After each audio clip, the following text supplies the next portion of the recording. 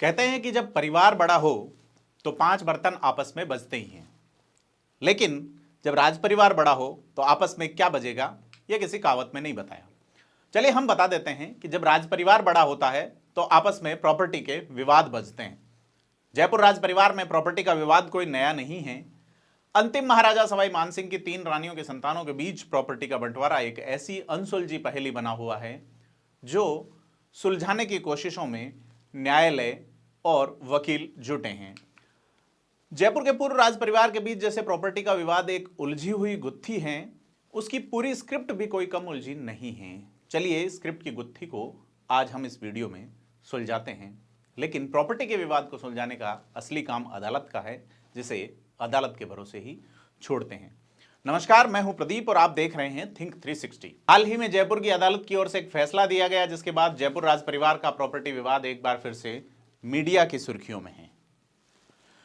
पूरा मामला समझेंगे, लेकिन उससे पहले इस अनसुलझी पहेली को समझने की कोशिश करते हैं जो अभी अदालत से सुलझ नहीं पाई है। जयपुर समेत पूरे राजस्थान में महारानी गायत्री देवी का नाम बड़े ही फख्र के साथ लिया जाता है।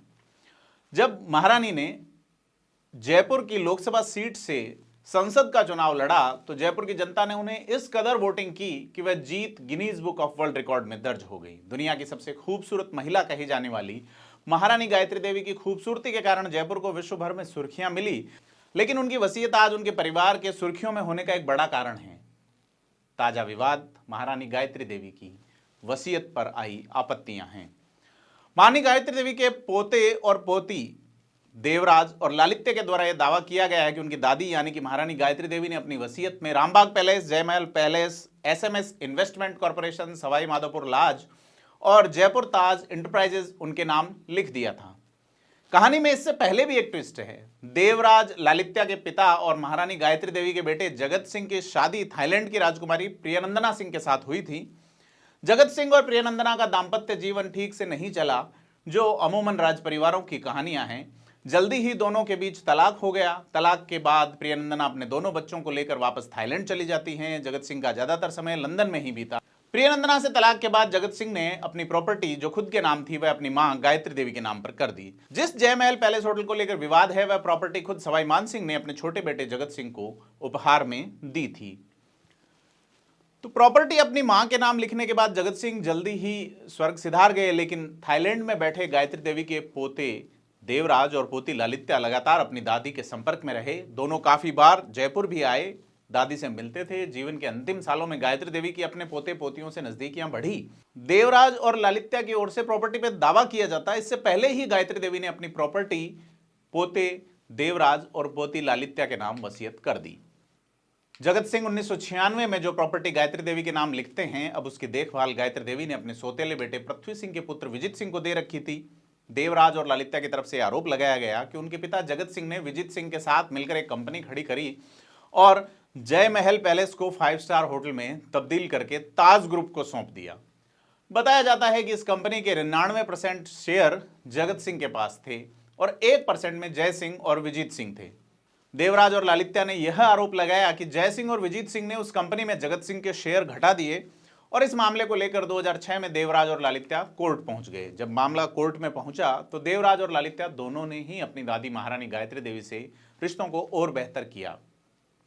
2009 में महारानी गायत्री देवी ने अपने दोनों पोते पोती के नाम ये वसीयत लिखी बताई, जिसकी हम चर्चा कर रहे हैं। कोर्ट में ये विवाद सुलझा नहीं था कि उससे पहले ही दूसरा विवाद खड़ा हो गया। जब गायत्री देवी का वसीयतनामा कोर्ट पहुंचा तो देवराज और लालित्या का पक्ष और ज्यादा मजबूत हो गया। ऐसे में इस विवाद के बीच एक और नया ट्विस्ट आ जाता है। जय सिंह और विजीत सिंह ने देवराज और लालित्या के वसीयतनामे पर सवाल खड़े करते हुए आरोप लगाया कि जगत सिंह सवाई मान सिंह और गायत्री देवी के बेटे थे ही नहीं, क्योंकि जगत सिंह पहले ही ईसरदा के जागीरदार बहादुर सिंह के गोद चले गए थे। बेटे नहीं होने का जो बात कही गई है वह विधिक स्थिति में कही गई है कि वो उनके लीगल सन नहीं रह जाते हैं, जबकि वो किसी अन्य जागीरदार के गोद चले गए थे।